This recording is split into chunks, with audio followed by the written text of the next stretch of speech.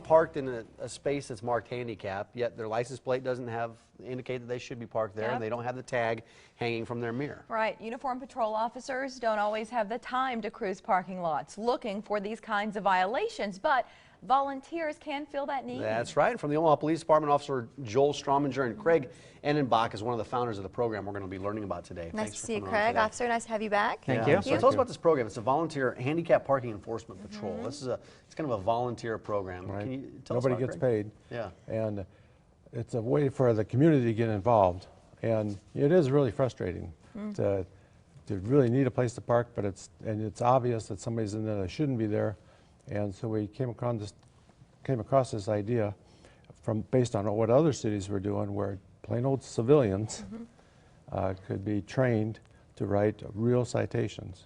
It's a pet peeve of many people when you see somebody park, but it's troublesome. More than that for you. Yeah, when you need that spot if you're a handicapped individual. Right. One of the biggest violations is parking in the access aisle, which is the area between the two stalls. And people somehow sneak their little car in there, and then I can't get my lift out. And you're talking about the area with the cross lines, right. And that's what a lot of people who have the equipped vehicles to get their wheelchairs out of they need that space to get and out. that's the purpose of it. Even if you had a two-door sedan and you're using a manual chair, but your door swings wide, and there's definitely a purpose for it. Let's talk about the qualifications to volunteer. What are they? Basically, we look for applicants that are 21 years or older. They have to have a good criminal history and a valid driver's license.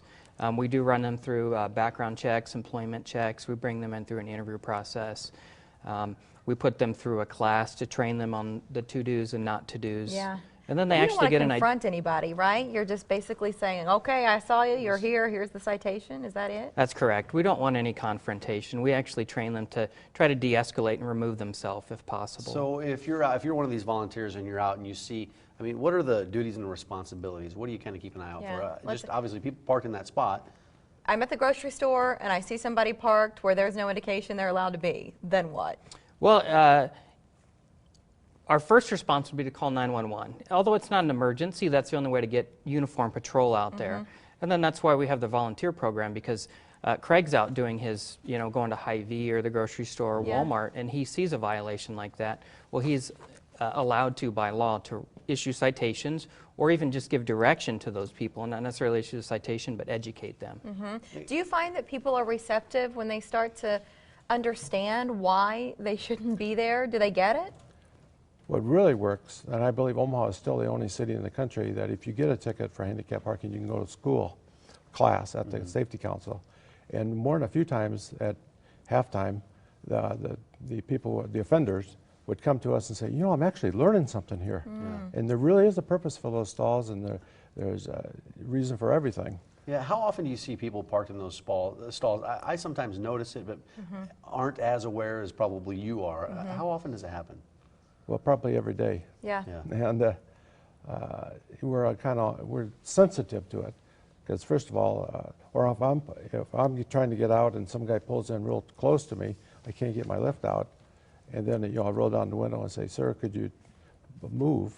And sometimes it's really even the disabled don't understand the laws, and just the other day they parked right in the access aisle when I'm in the vehicle and I can't get out.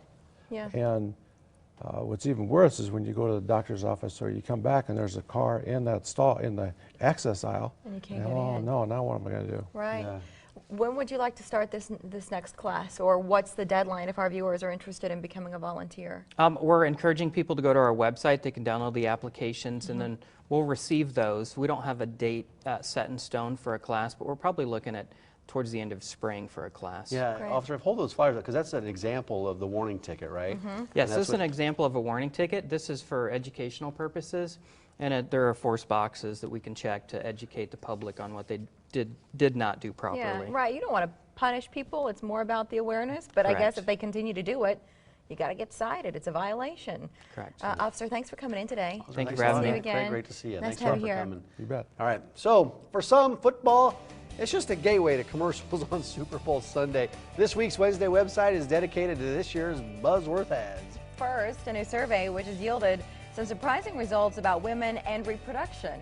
A renowned OBGYN will share those results and the takeaway.